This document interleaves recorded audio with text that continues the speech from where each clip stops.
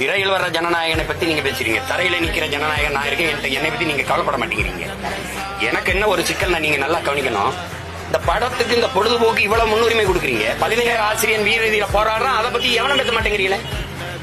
தேர்வு வருது, தேர்வு நேரத்தில் பாடம் நடத்தி பிள்ளைகளை படிப்பிக்க வேண்டிய அறிவிப்பு கூட்டுகிற ஆசான்கள் வீதியில் இருந்து போராடிட்டு இருக்கான். அவனை அடிச்சு தலைமுடிய பிடிச்சு வண்டியில ஏத்தி கையக்கார உடைக்கிறான். அதை யாரும் பேச மாட்டேங்கிறீங்க. சம வேலை பார்க்கிறோம், சம ஊதியம் கொடுங்க ஆசிரியர் பெருமக்கள் வீதியில நிக்கிறான். பணி நிரந்தரம் கட்டி நிக்கிறான். தேவதை போல சேவை செஞ்ச மக்கள் கொரோனா நேரத்தில் அவர்கள் இன்னைக்கு தேவையில்லைன்னு சொல்லி செவிலியரை வீதியில போட்டிருக்க, அதை பேச மாட்டேங்கிற. இந்த அரசு மருத்துவர்கள் மறுபடியும் வீதிக்கு வந்துட்டா எனக்கு ஊதிய உயிர் கொடுன்னு, அதை பேச மாட்டேங்கிறீங்க.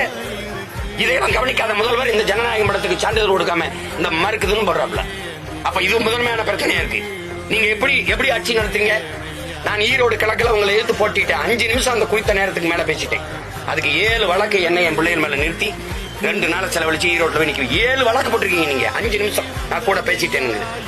ஒரு கூட்ட நெரிசல 41 பேர் மரணிச்சிருக்காங்க. அதுல யார் வேலையுமே நீங்க முதல் தகவல் அறிக்கையில FIR போடலை. எப்படி வழக்காக ஆக்கல?